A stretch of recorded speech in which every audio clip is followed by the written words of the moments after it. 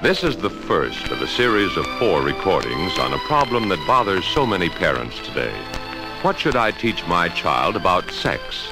And particularly, how should I go about it?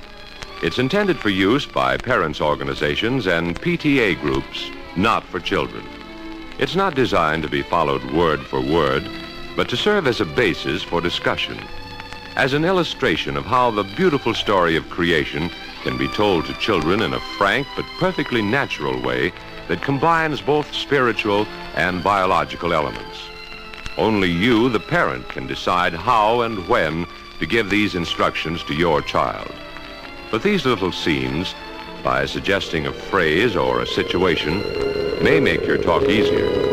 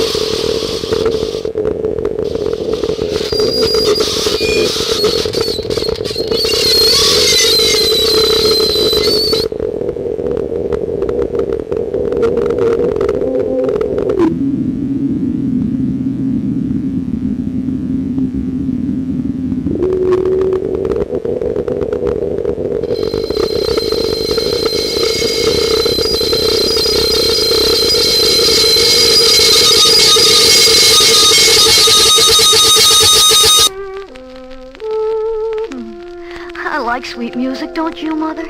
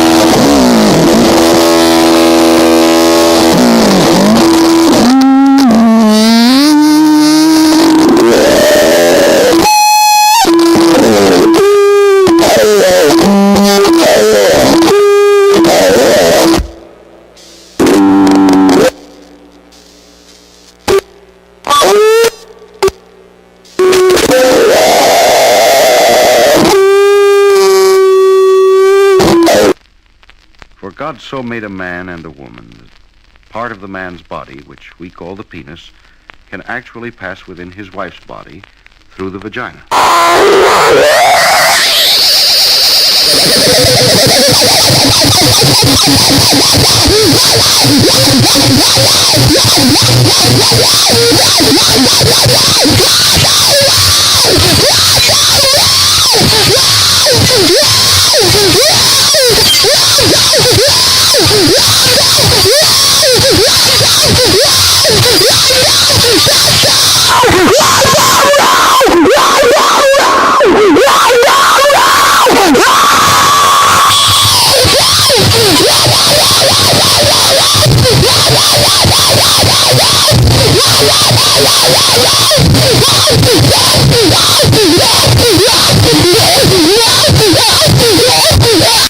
When your mother speaks of God making men and women differently, she means that a man comes out and says what he has to say, while a woman always has to beat around the bush. Now, George. Oh, look, honey.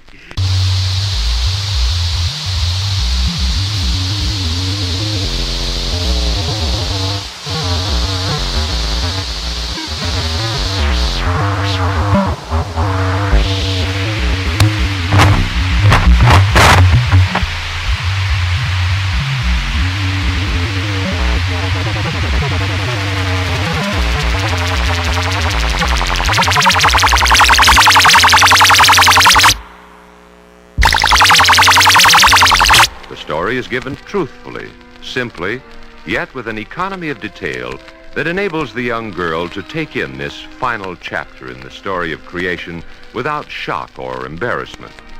The frank use of technical terms is never allowed to detract from the basic beauty of the divine plan.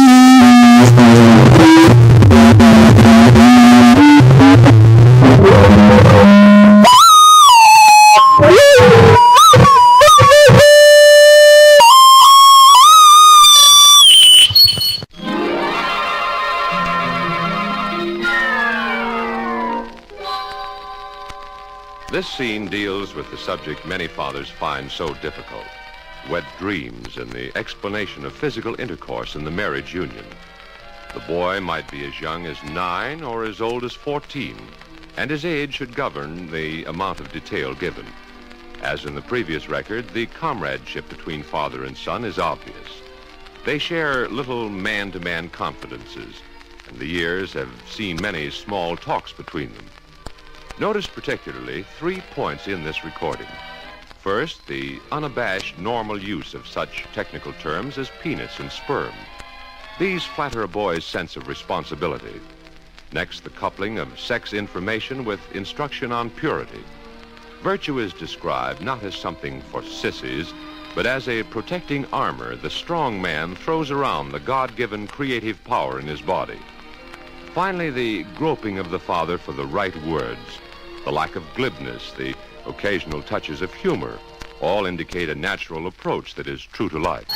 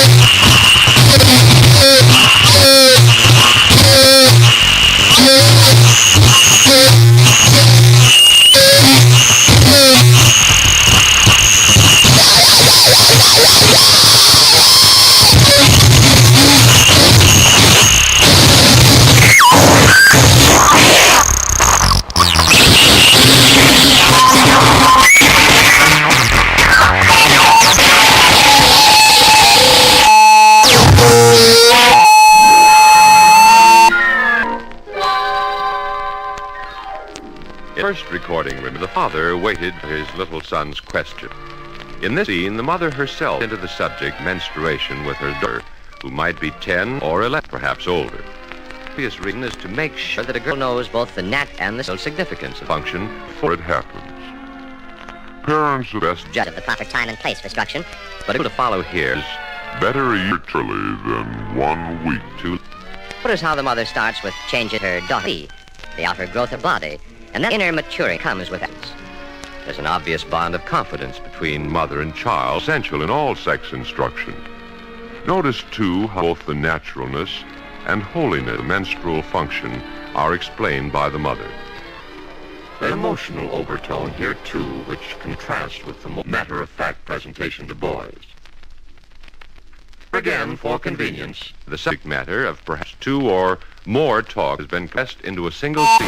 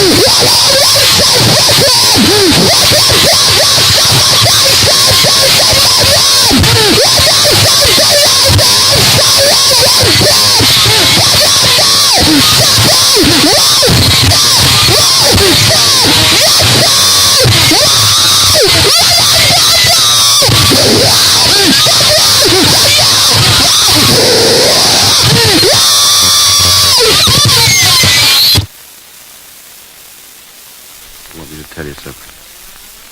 It's kind of nice having a couple of grown-up babies around the house. Very nice. Thank you, dear. Thank you very